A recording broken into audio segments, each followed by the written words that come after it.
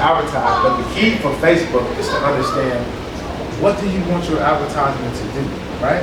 So people advertise on Facebook and say it's a billion users on Facebook, so I should be bringing in traffic so it doesn't work. No, you're just not using it right. When people put out advertisements, social media has to be consistent. Your message about what you're doing has to be consistent. If you're posting about one thing today and it's conflicting with what you're posting tomorrow, people don't understand what kind of company culture that you're advertising. You need to build brand. Social media overall, first thing was to build brand awareness with your company. Be consistent on social media. Don't just post about your business. Post about what's going on in your neighborhood. Businesses that are successful actually invest into the neighborhoods that they go into, right? What people don't know is when you see these big Fortune 500 companies and they come in your neighborhood, the mayor in that area makes an agreement to say that they have to invest into the neighborhood, but then small businesses, they open up and then we don't invest into our backyard, right? The next thing we have is social media allows you to engage audiences. One of the things now is that a lot of businesses are more online rather than face-to-face. So social media allows you to reconnect with these people who never see you to be able to engage with you. Social media is good for generating leads, you answer your question, but it has to be used right. It's advertised for cost per click, PPC. But in order to get the right cost per click, which we'll touch on later, you have to advertise correctly. You can't just advertise on social media and expect it to generate money when you don't even know who your true customer is.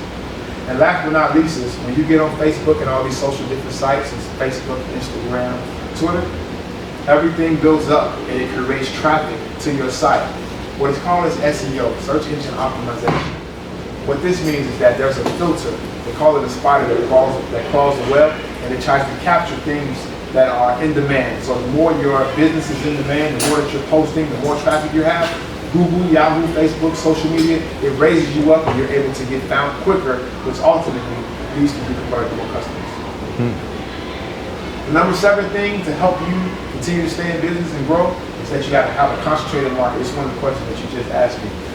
When you have a concentrated market, what I mean by that is that you need to understand who your true customer is when you're advertising. If you're advertising to everyone, but everyone doesn't fit the description of the customer that you're looking for, then you just throw money down the drain. And when you're in business, the goal is to save as much money as possible. You don't want to put money in your pocket and it's falling out today and you have to hold it. Overall, with having a concentrated marketing approach, it decreases your overall marketing costs, right? It decreases your startup costs. When people go in business and they create a business and they don't know who their true customer is, then you're spending a lot of money on marketing. People say it's finance. Marketing is what put people out of business. It's called death by discounts. Well, how else might find out like what kind of customers should they be targeting? You should be doing research. My customer is not your customer is not her customer. Everybody has different customers. And we'll go over that after this slide. You asked me some questions. But when you're able to truly define who your customer is, it increases your ability to convert them.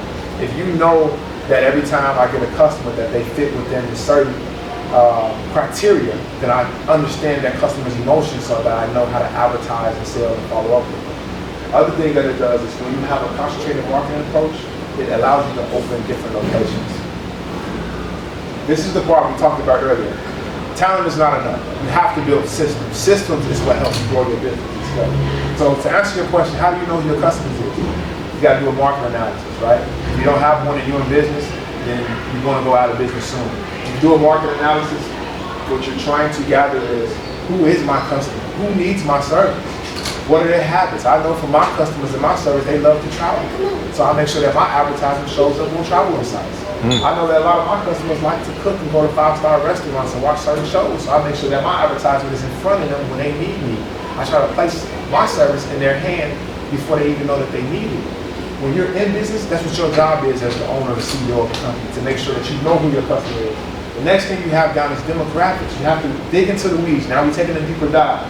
What is the average age of your customer? Are they in the 18 to 24 range, the 25 to 35 range, the 35 to 45? Are they 24 to 45? What's the average age of your customer? If you're advertising and spending money to get customers that's not in your age group, then again, you're wasting money. I'm not teaching you guys to be penny foolish. Outside of that is the gender. Are you advertising to man or woman, right? Most of the time, if you're dealing with a couple, you advertise to the woman because that's the decision maker. It's just like that. Household income, when you're advertising with your business, depending on the transaction cost, you want to know the household income. If you have a business that the average transaction is $1,000 but you're advertising in an area or zip code that the average household income is $50,000, then they're probably not going to buy your service because they can't afford it. Cause how can somebody like say you want to advertise? Like how can you make it where you paying for advertising, but you still staying within your budget, or should you like wait to get like some money back from your investment in advertisement, or should you just kind of hold it? That's a great question. You got to spend money to make money. If you do not advertise, it will kill your business, right? So what you see in business is that companies go in business and they'll come in with a low cost market. They'll come in with low pricing, right? They do that to build up traffic. And then over time, they'll start easing their price up little by little. A good example is Netflix. Netflix goes up by $1 almost every year. But why do they do that? They put all this traffic to the site, and they know that they have a subscription-based model. They raise it to get to the margins in order for them to continue to run their business. Last but not least, when you dig into your customers, answer the question again. You got to spend money to make money, but you want to spend money smartly, right? You do this research to understand your customer. You understand when do I need to place the advertisement, how do I need to place the advertisement. It helps you save your money, and then you start converting. Last but not least is the marital status. I'm advertising to single people, I'm advertising to married people. That makes a difference with the type of service and product that you offer. Because I wanted to ask you when you was like, hey, I give my stuff on sites that people travel.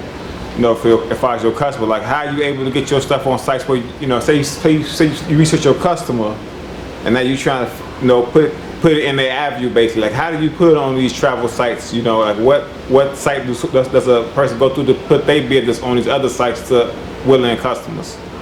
A lot of people use Google and Facebook. Google and Facebook, before you advertise with them, they'll let you do the research. They'll actually give you all the data you need. Why? Because it's in their benefit that you come back and actually use their sites. So you go to those sites and Google will let you search keywords. Keywords are saying what words people searching most commonly for the type of business or service that I'm offering. And then you understand the cost per click, and then it's your job to convert those customers. One thing you keep saying that I want to make sure people understand is that social media is not the only way that you advertise. You can advertise using social media, you can use radio marketing, you can use podcast marketing, you can do guerrilla marketing. Guerrilla marketing is saying that you have an outrageous type of sign outside or some type of outrageous advertisement that attract people. Donald Trump is really good at doing that, creating controversial advertising. That's called guerrilla marketing. That's a marketing technique. Or you can use everyday direct mail. You see that with car dealerships all the time. As soon as you qualify to buy a car, they'll send you something through the mail. And once you go to the website, then you click on their site, and then that marketing just continues to follow you everywhere until you go into the business and purchase.